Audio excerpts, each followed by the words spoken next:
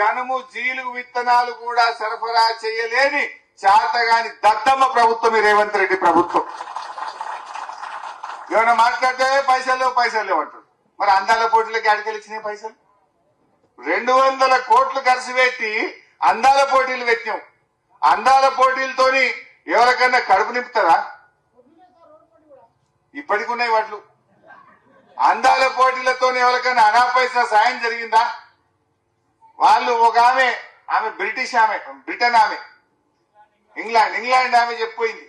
ఆ అందాల పోటీలో ఈ రేవంత్ రెడ్డి చుట్టూ ఉండే ఇద్దరు దోస్తులట, రేవంత్ రెడ్డికి బాగా సన్నిహితంగా ఉండే ఇద్దరు ఆమెతోని అనుచితంగా ప్రవర్తిస్తే, ఆమెను ఇబ్బంది పెడితే ఆమె తమ దేశానికి పారిపోయింది. రేవంత్ రెడ్డి దోస్తులు ఆమెను ఇబ్బంది పెట్టిండు అందాల పోటీలకు వచ్చిన వాళ్ళు. అయ్యా రేవంత్ రెడ్డి, నువ్వు అందాల పోటీలు ఒలగబెట్టినావు. నీ కాంగ్రెస్ పార్టీ నాయకులు నువ్వు ఈ విందులు వినోదాల కోసం అందాల పోటీలా? నేను అడుగుతున్నా రేవంత్ రెడ్డి, అందాల పోటీకి 5 సార్లు పోయిండు. 5 సార్లు పోయిండు. అందాల పోటీలను చూడు, నీకు 5 సార్లు పోయినావు. అందాల భావనలను చూడడానికి ఒక్కసారి ఒక మార్కెట్ యార్డ్కి వచ్చి వడ్లెందుకు కొంటలేవని చూస్తేందుకు నీకు టైం దొరకలేదా? జనుము జీలుగు విత్తనాలు ఎందుకు దొరకలేవని అడగనీకి నీకు టైం దొరకలేదా? 5 సార్లు పోయిండు అందాల పోటీలకు. గంట టైం దొరికిందా ముఖ్యమంత్రికి? ఇంకా వేరే పని లేదా నీకు?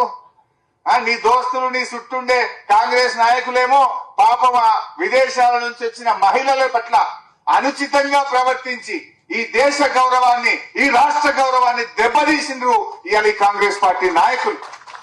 ఆమె మధ్యలోనే పోటీలో నుంచి విరమించుకొని తమ దేశానికి పారిపోయిందంటే అది మనకు చెడ్డ పేరు కాదా? నువ్వు ఏం చేసినావు? మచ్చ తెచ్చినావు ఈ రాష్ట్రానికి.